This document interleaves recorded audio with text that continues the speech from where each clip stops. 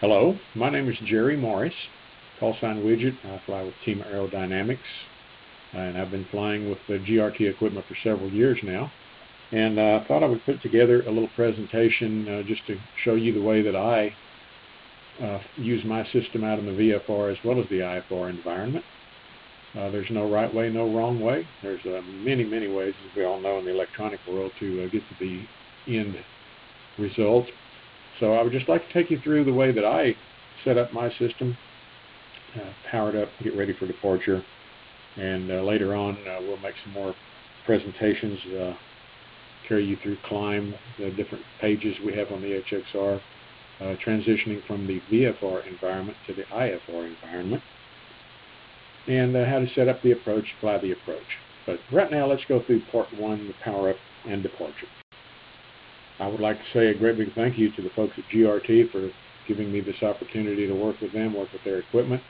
They're a wonderful company, absolutely outstanding hardware, software. They listen to change. They listen to advice, make changes based on user input, which is really good in this day and age.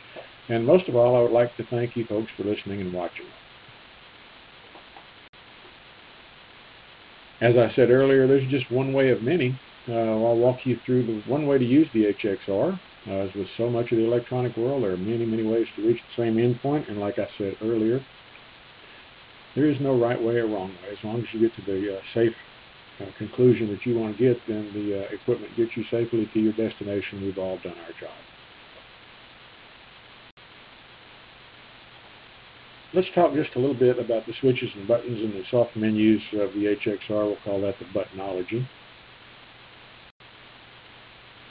I am not going to talk very much about the right side of the display. There's so many ways you can set up so many different comm panels, radios, transponder setups that we're just not really going to talk about too much of what that stuff, the intercom, things of that nature on the right side. There are a little bit of things we can talk about the knob on the right top, how you can tune radio frequencies, transfer things if your system has that capability. Some of the Garmin radios will actually input and take output from the HXr, so you can display and input and change frequencies. Now, I'll touch on that just a little bit. The bottom two right knobs are the range buttons on the map screen. Any time there is a map displayed on any of the screens, those range buttons work. It could be the inset issues shown here. It can be the full map. It can be split screen map, it can be engine map. Anytime there is a map displayed, those two range buttons will work. We'll also talk about the two large black knobs on the bottom and all the white keys, soft keys, user menus along the bottom at some point during this presentation. Let's set up now for just a normal departure. We'll talk about how we set it up for departure. We'll run us through takeoff, climb, and I might get as far as level off, and we'll wait into a next presentation on how to convert to the IFR environment. For the initial power up, I have my system set up with the standby battery, so when I get in the airplane, I just turn on my standby power switch. That gets the software running, the AHRS is coming up, booting up. It takes anywhere from 45-50 seconds. If you move the airplane, it can be up as high as 2 minutes and 20 seconds. So let's go ahead and look now what you need to get the HXr set up just for your normal departure. Here's a picture of the screen now. Just on standby power, you'll notice I have a bunch of fail messages because I do not have my avionics or my master switch turned on at this point. So the AHRS is good because that's powered by the standby power that I have. My GPS, you'll see in the EIS communications have failed because I have not turned on the master switch. Up at the top, it'll tell you whether or not you've got your software right, the date of the software. You'll see this slide shows is the beta software back on May the 28th of 14, AHRS version, the navigation software, the date of the navigation database, etc. Now to move on, we'll just go down to the lower left white button and hit the accept key. This brings us up to the lineup. You'll see that I have now 23 more seconds on my main AHRS here to line up. With all the power off, you'll notice that I have no engine indications across the bottom. The EIS is not working. The GPSs are obviously not up. The AHRS is still aligning, so I don't have any added to it. You'll notice in the top left, I have a yellow circle around the fuel used number. This is an internal number it saves from the logbook function of your last flight. On my last flight, I used 16.9 gallons. That number will stay there now until you get airspeed alive on your next takeoff. At that point, it will revert to 0 and start counting your next leg.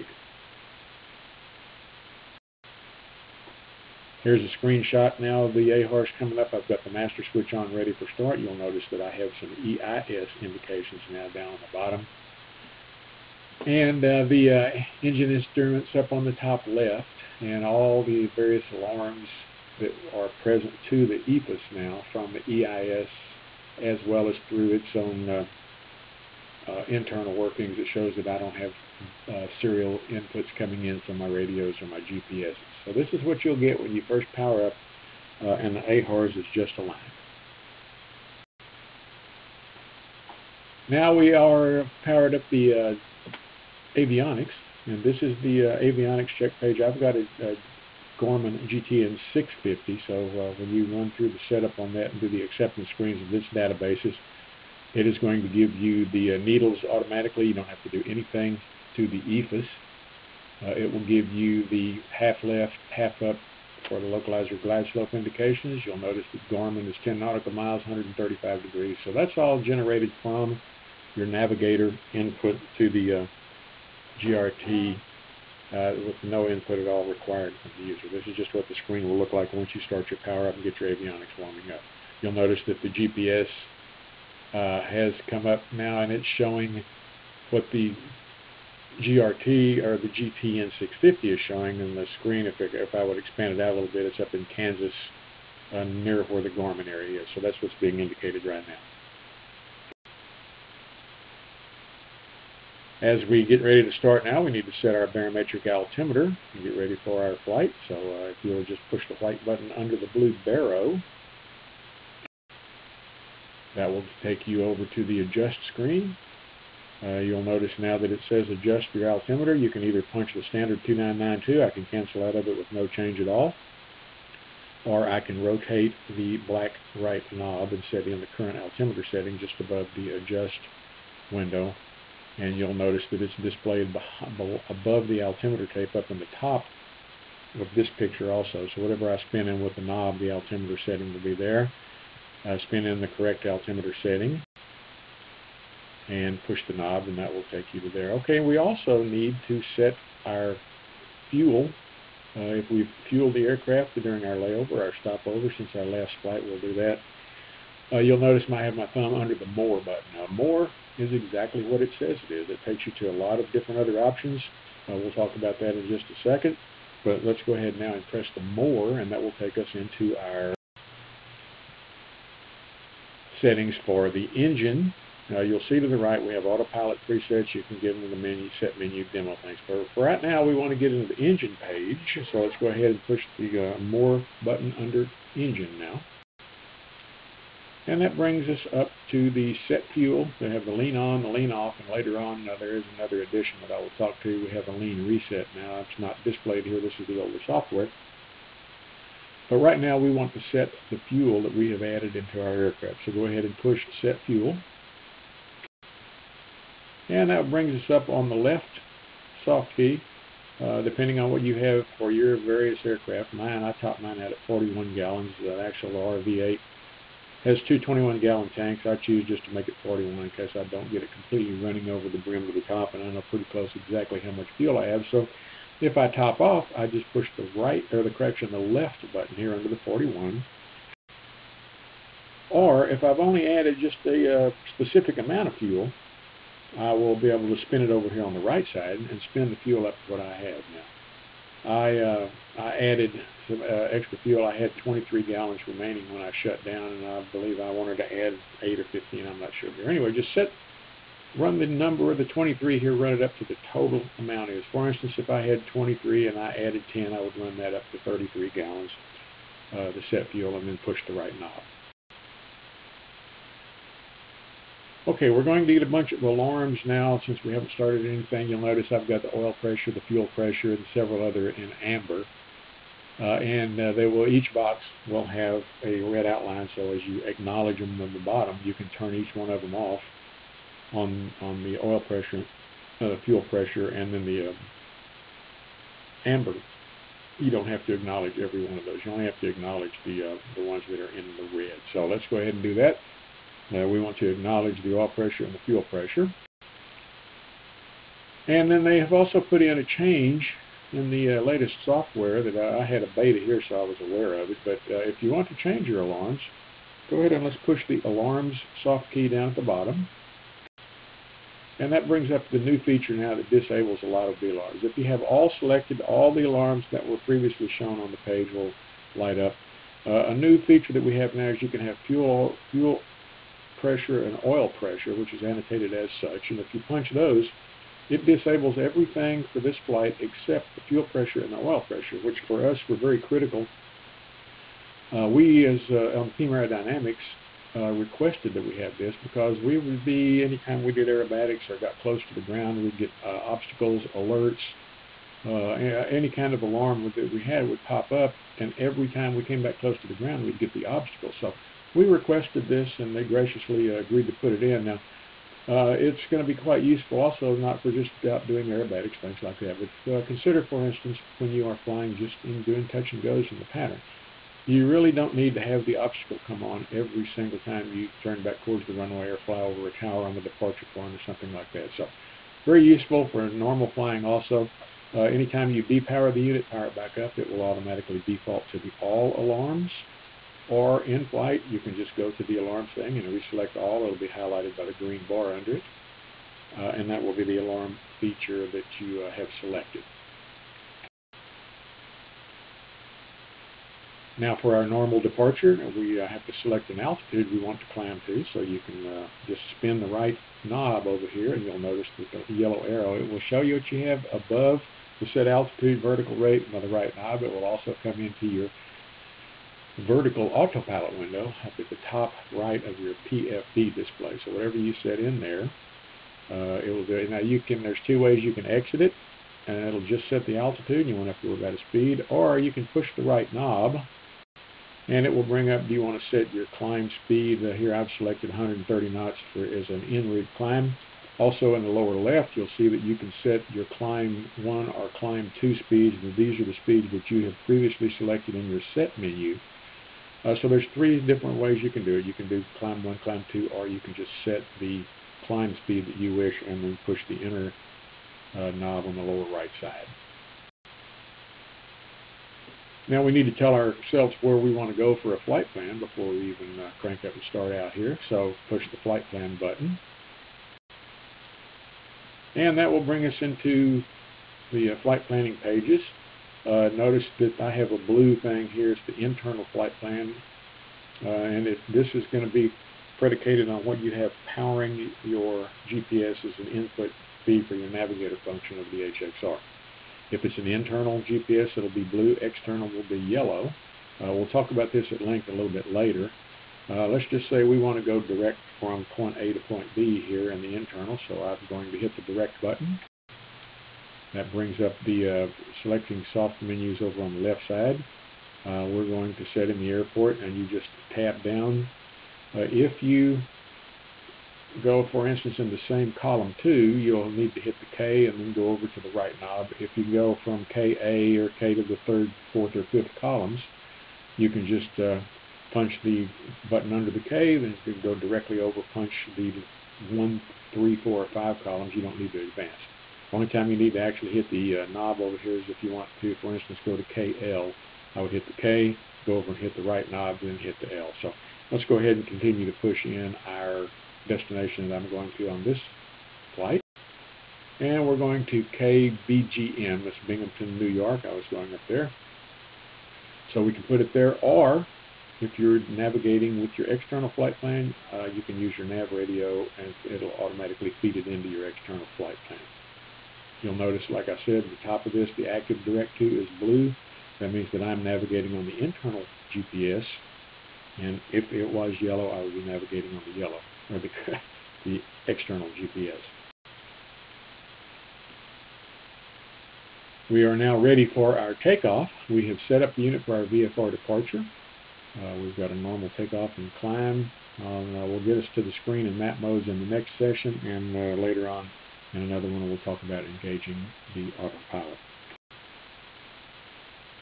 What I like to do, and I think it's a good technique, is once I get the aircraft lined up on the runway, I like to sync my heading bug. All I have to do is push the left knob. You'll see it says push sync select heading. Push that. The heading bug is 332 degrees. You'll see that is by the pink bow tie around the heading knob under the heading box on the PFD, and you'll notice we're looking straight down the runway. That's, to me, just a technique. I love to have my heading bug synced at all times. If I engage the autopilot, if the controller asks me a heading or anything like that, I just have to look at the bug and it'll tell me exactly what I'm flying. Technique only. We are lined up now. We're ready for takeoff. The autopilot is in the standby mode as indicated by the black boxes, lateral autopilot and vertical autopilot standby. We have preset the altitude and the climb speed, 11,500 feet. That's selected in the altitude window. Standby in the IAS is 130 knots. We've talked about preset the heading bug. The altimeter we set, 3001, and you'll notice that on the map page I am in terrain, another technique only. I just like to have the terrain displayed, especially in poor visibility or IFR. I absolutely want to know what the terrain is doing. So we're ready for takeoff now. Let's advance the power and let's go fly. Now, as I alluded to earlier in one of the very opening slides, we've got airspeed alive now on the left airspeed box, and you'll notice that the fuel used counter has magically reset itself to zero. And here we are rolling down the runway 65 knots, getting ready to rotate. Okay, up we go. We're 553 feet above the ground. That's one of the newer provisions that the GRT has put in their software now. You can display your GPS as compared to the synthetic vision or your Baro synthetic vision. Here you'll see I have GSVE. That is a GPS-derived altitude as compared to the position over the synthetic map. You'll also notice over on the right side on the map page, some of the stuff is turned to yellow, as you can tell as we're climbing out. We've turned to about a 048 heading. The magenta line, that's where I head direct to Binghamton, New York. So we've just started our climb out. I've started a right turn to turn on course, climbing through 2,100 feet. Just a little bit later on in the climb now, the synthetic vision altitude, you'll notice I'm 2,400 feet above the ground. The maps are starting to change color. I'm in the shaded map mode now. There's still some red stuff above me, and the yellow that I'm within 500 to 1,000 of, I believe in the numbers. We'll talk about that later. And then the green is normal. We've got a pretty good wind out of the west-northwest at 16 knots, so you'll notice my flight path indicators over to the right indicating that the aircraft is crabbing. And that's also shown, if you'll notice over on the map side now, the heading of the airplane is about 35 degrees, and we are tracking 042 degrees. So that's a good visual indication of which way the aircraft is actually crabbing. We're still hand flying here. You'll notice that the GPS-2 is the input for our flight. We're in the standby lateral and standby vertical autopilot modes, and we are climbing at 1,000 feet per minute. We have now established our climb. Let's talk about how we engage the autopilot. There are several different methods. You can engage the disengage switch, and we'll use the autopilot menu. Let's go ahead and punch the autopilot engage disengage switch, and what that does is it brings up the 4 buttons across the bottom, the yellow, green, and a couple of reds, and we'll talk about what each one of those do. The heading altitude switch under the far left button, just what it says it does. It is going to take you to the selected heading and the pre-selected altitude. We had 11,500 feet in my climb window, so if I select that, the airplane will automatically start the climb at 130 knots, which is the speed I selected. It will be shooting for 11,500 feet, and it will fly whatever's under the heading bug. That's one reason that I say always sync up your heading before you punch any of the autopilot buttons. So you'll notice my heading bug is at 030, and if I punch the heading altitude button now, I'll go to 11,503 to 0 degree heading. The nav altitude, This will automatically turn towards the selected active magenta line nav course, and the altitude is once again going to go towards the pre-selected altitude you have in the altitude window. This will give you I won't say it's a shock, but if you're not on course and you punch this, the aircraft is immediately going to turn left or right to intercept the nav course that you have set in. So my technique for this, and once again this is just a technique, before I ever engage the nav altitude button, I always hit the direct to or establish an intercept heading that will smoothly get me back onto the course. Technique only. The two red buttons are just what they say. The straight and level hold, which is altitude and heading. You punch that and it's going to hold the heading, hold the altitude you are at this moment. And the same with the 180 degrees. This will get me out of jail free card. If you fly into IMC and from VMC conditions, you get disoriented and you turn around, get control of the airplane. You can hit that. It'll do a 180 degree level turn and take you back out of the suit. The second way to engage the autopilot is you can just push the right knob, and that will bring up the autopilot select menus under the 4 left soft keys on the bottom, the white keys. You'll notice here that I've selected GNAV. GNAV is only an option if you have an external or a Garmin navigator inputting. Otherwise, you'll have ENAV if you're doing the internal GPS. You can be off heading ENAV or GNAV. I want to go on course using my external navigator, so I select GNAV. The vertical autopilot is auto, and that will, whenever I change a number in the altitude window, it will go up or down at it. I'm not wanting to arm any of the approach modes. We'll run the en route portion, and the synthetic approach is in the off position right now. Select the boxes you like right now. You can either push exit or push the right knob, and that will engage the autopilot in the modes that you have selected. This is just another slide showing push the exit key, and that will take you to the autopilot mode.